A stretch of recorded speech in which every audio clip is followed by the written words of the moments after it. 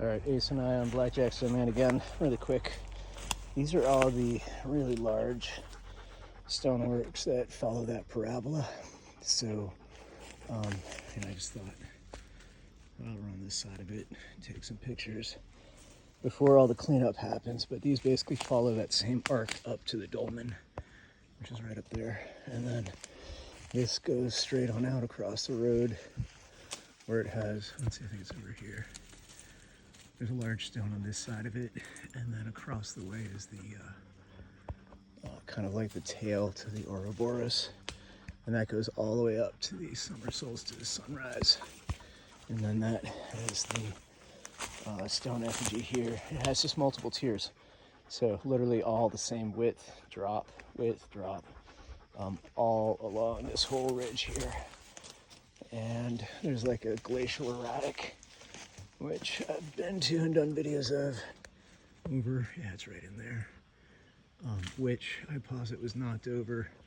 Previously it was a setting for a north point, which would calibrate with the cardinal directions all across this parabola, but also across our farm. So we have others over by the old cabin and current meadow house that probably all were sort of connected in some sort of thing that keeps going down the road to our south, across all of our neighbors' fields and whatnot.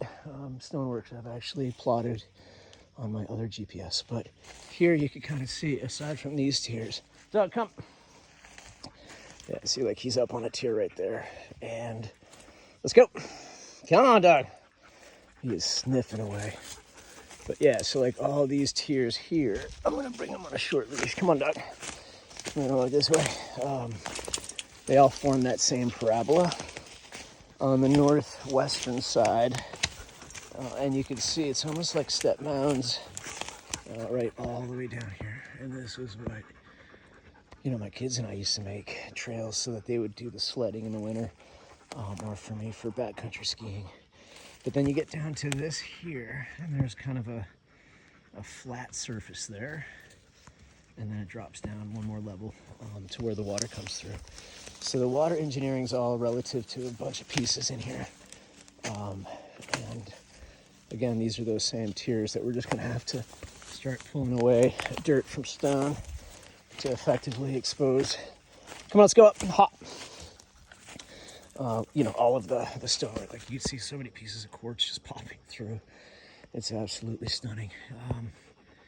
And then, like this one. Hold up, Doug, hold up. This one is, I've done this here before. But, these are all old, ancient pieces of land shaping. And I posit there's a cistern sitting in here that when it was flowing, that's water flowing right out of here. That's useful for, all the astronomy and all the work that they'd be doing, but also for measuring potentially using like Archimedes principles, which would then allow them to figure out on which side of the mound, in essence, if the equator falls between the two mounds, the pressure coming out of one side versus the pressure coming out of the other side gives you a sense of that calendar works and how water rotates around the earth, allowing you to figure out things like the wobble of earth. And if you have all these pieces of centralized data along like a north-south axis, which we do, it's that 72.66 degrees west of longitude line, and that runs from magnetic north to magnetic south.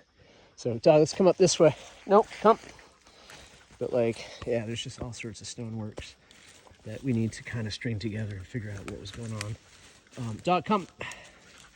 This is getting tangled up, so I'm gonna just call it here. But basically, I think, using the astral stoneworks kind of observatory star pattern that I've been sort of laying out lines up with one of the stations out that direction.